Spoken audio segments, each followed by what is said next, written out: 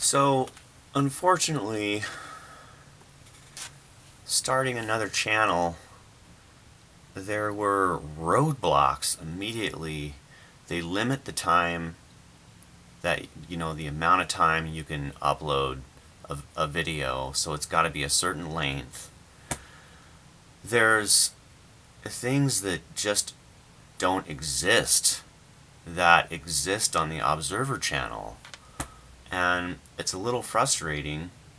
But it's all right. I'm trying to figure things out.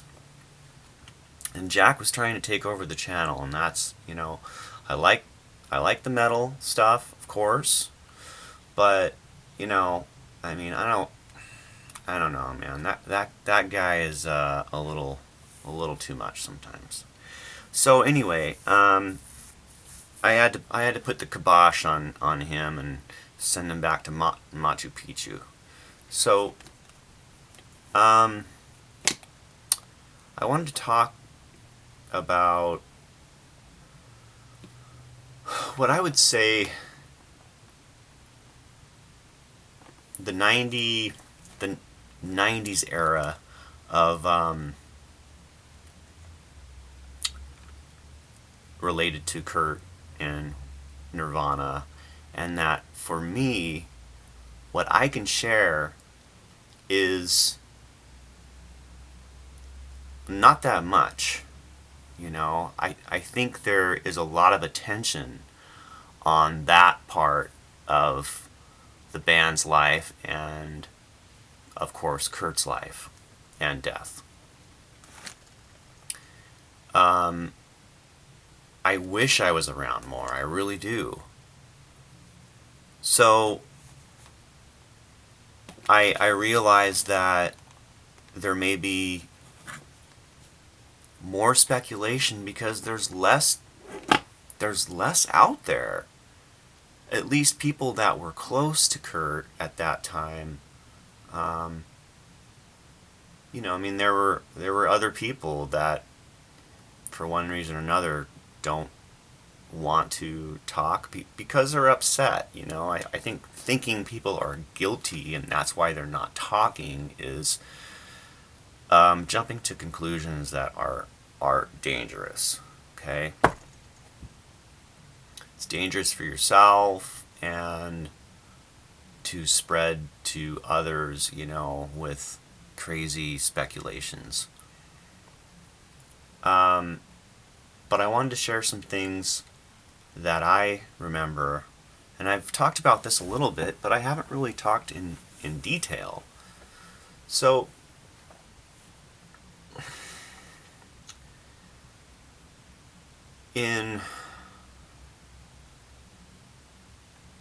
I don't know, I would say it was May or so of 93.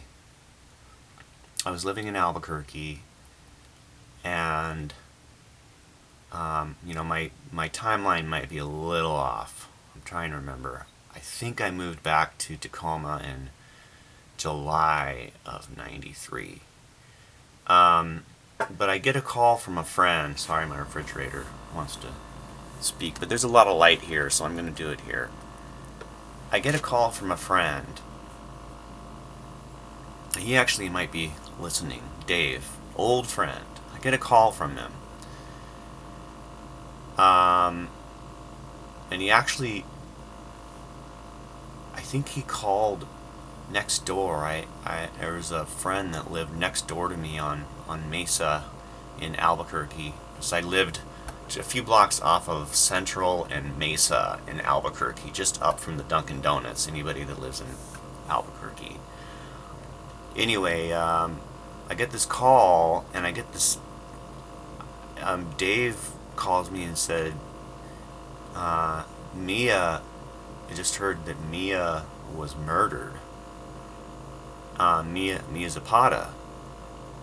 And I freaked out, man. I wasn't really good friends with Mia. I had talked to her quite a few times, but the Gits had come to Albuquerque just a little bit before that, and I sat and talked to any bands that would come to Albuquerque that were friends or even close, like people I played shows with or had relationships with through music, it was always exciting. I reconnect with, and a lot of people, a lot of bands came out while I lived out there. But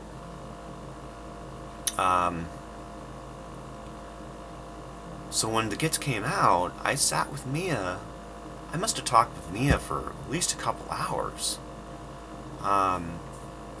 So anyway, I get this call and I was like freaking out, and that was some sort of a catalyst for me for moving back home. I think about it now. Back then, it was, yeah, of course it was. It was there's something felt so wrong, and I needed to be back home. I was extremely upset. Like, death of a friend had, I mean, I think the only other person that I knew that had died was an old friend named Yari Panic. And I'm trying to think if I had even dealt with like death of somebody that I knew. I mean, even that I wasn't like close friends with Mia. I think the fact that they were just there and I'd hung out with her, talked to her quite a bit, really hit me. So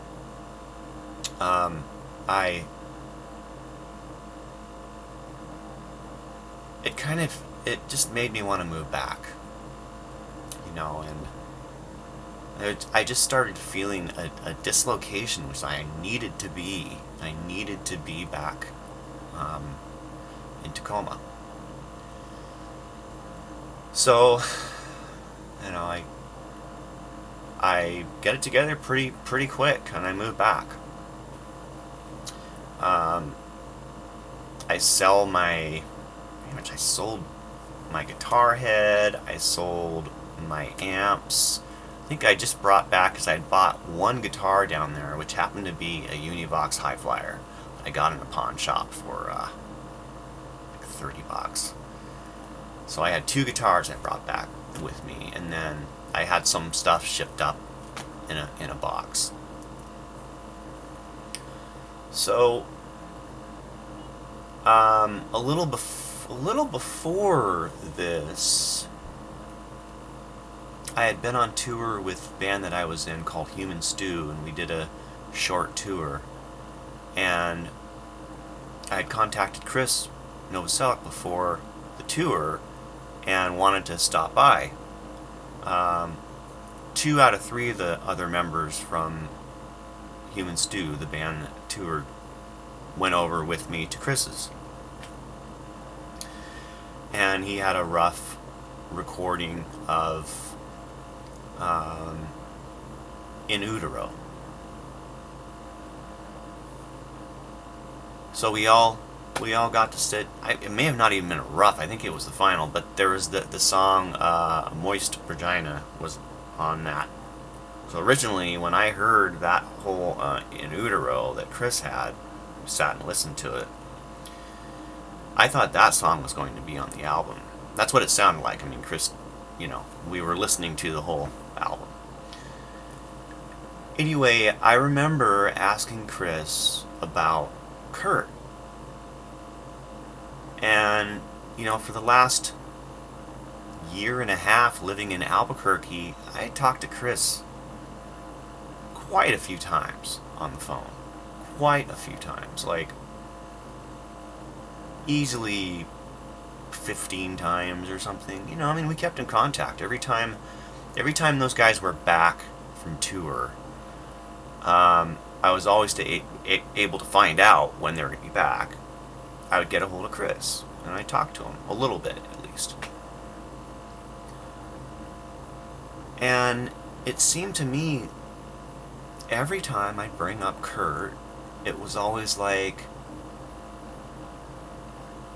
I'd go, hey, I'd love to get a hold of Kurt. What what's he doing? What's his number? It was always kind of like Chris um, was always like, well, Kurt's really busy. Um, I don't know. I'll let him know, or or like it was always kind of weird. Like Kurt was distant from Chris, but they were obviously in a band together and they were good friends and hanging out. I would have thought they would still be hanging out like they did in the 80s, which those guys were good friends, man. I mean, there's no doubt about it. Um, I was there was a few times for sure I've hung out with Chris and Kurt and other people together. I mean, they were good friends, but there was this like it felt like there was a separation, and later on, I come to find out that was very true. Like, um, old friends would try to get a hold of Kurt in the early '90s, and it was pretty hard, pretty hard to get a hold of him. When you hear who Kurt was close friends with those last few years, I mean, you even hear that he didn't have any friends, or people like Mark Lanigan, or there's just few people here and there, but the old friends were dislocated, except for Dylan, of course. Um, so I always thought that was kind of strange. I mean, that happened a few times. It just was like Chris.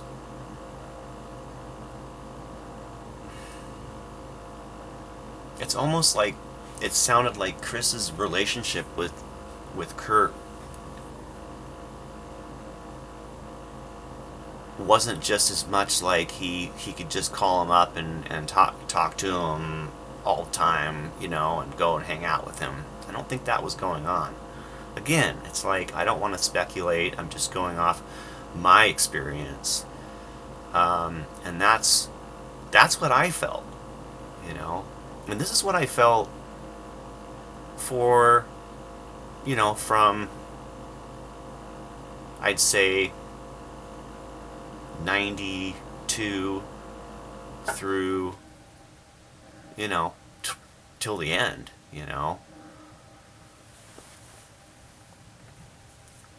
So I I moved back, okay, because that story of visiting and then going and the listening to In Utero with Fred and um, Frank, who were in Human Stew. Yeah, that would have been probably like March or April of '93. Anyway, so I moved back home, I want to say June of '93 or July of '93. And, okay, this is only going to record for 20 minutes, so I gotta.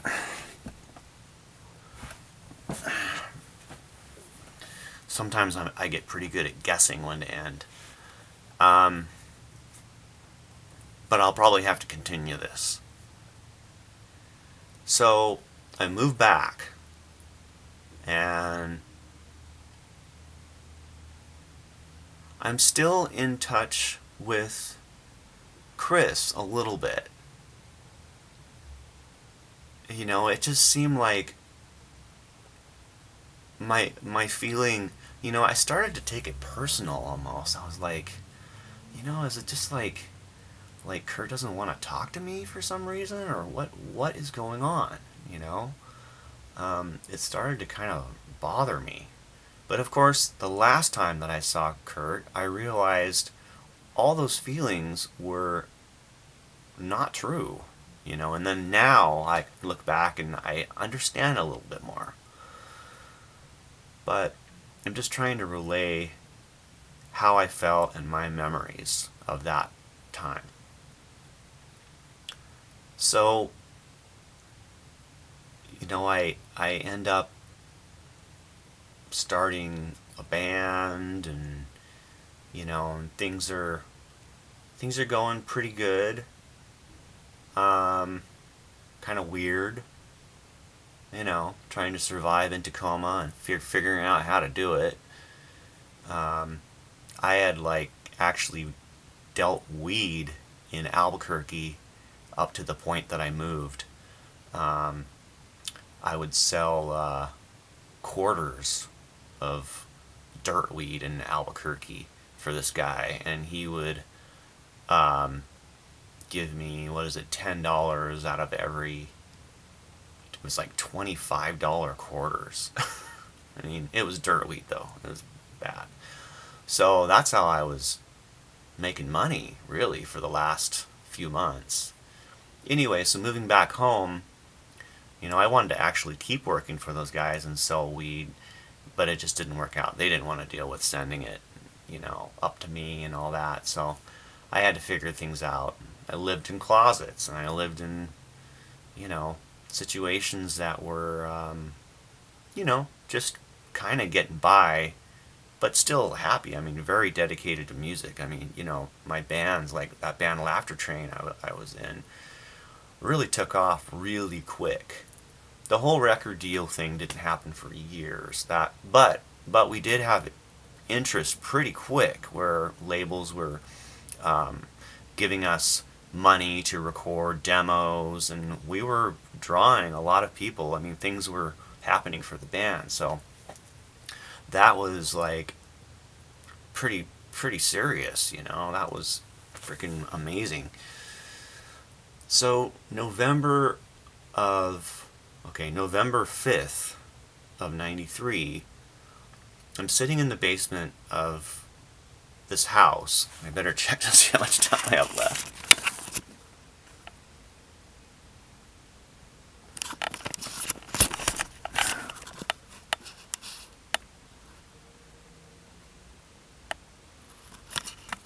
Alright, well, I'm going to consider this part one, and we're going to go, because I only have 2 minutes left, and this story is going to be long.